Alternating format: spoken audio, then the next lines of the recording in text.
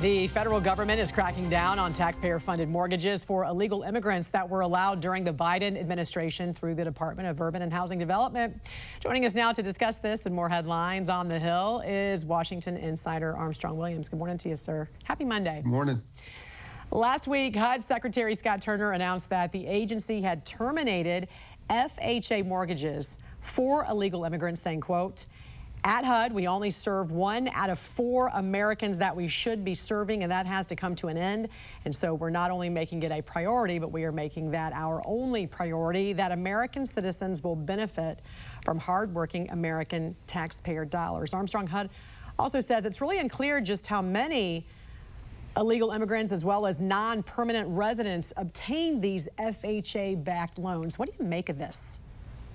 Just imagine coming to this country with nothing, and all of a sudden you're illegal, and you got your mortgages guaranteed, you got the down payment, you take the risk, and this nonsense that they're going to pay them back. How are you going to pay someone back if you're not working? I mean, come on. It should have ended long ago, but these are the kinds of things that the Biden and Harris administration did in the dark that's finally coming to light, and that is ending as it should. And that is what HUD's doing right now. Anti-Israel activist and Columbia University grad Mahmoud Khalil is fighting Armstrong for his release from federal custody, but you say the government's case against him just got stronger after it was revealed he lied on his visa application. Tell us more about this. He lied about many things. He was a part of UNRWA. Remember UNRWA? That was funded by us and many others, and they were literally helping to plan, attack, and were part of the October 7th attack on Israel. And guess who was at the center of it? He was the political action guy, Mr. Mahmoud Khalil himself.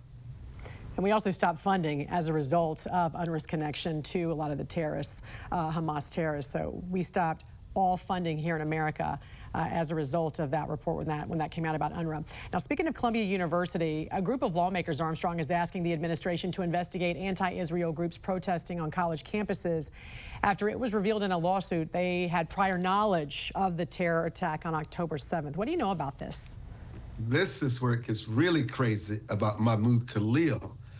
The victims filed a lawsuit saying that these organizations, led by Mahmoud Khalil, who organized it and issued threats, knew beforehand that October 7th was going to happen in 2023. They prepared for it. And not only was he organizing on Columbia campus, they were organizing all across the country.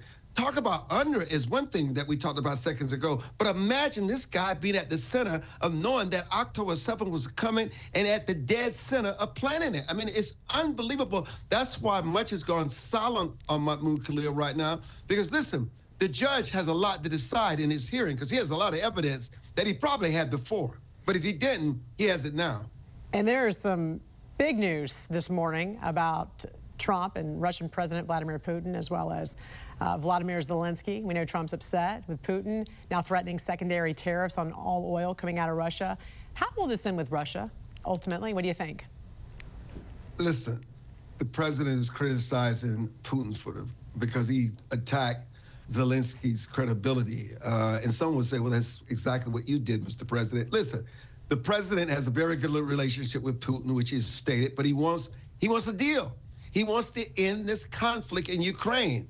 And one day he's lashing out at Zelensky, the next day he's lashing out at Putin. But the bottom line, and even Zelensky is trying to pull out the mineral oil deal, which he claimed he was committed to. So listen, it is all over the place. We have no idea where this is going, but we know one thing for sure. Donald Trump's agenda is one agenda only: bring a conclusion and end this war conflict between Ukraine and Russia. Washington insider Armstrong Williams, always good to see you, sir. Have a great week. You too. Thank you. Thank you.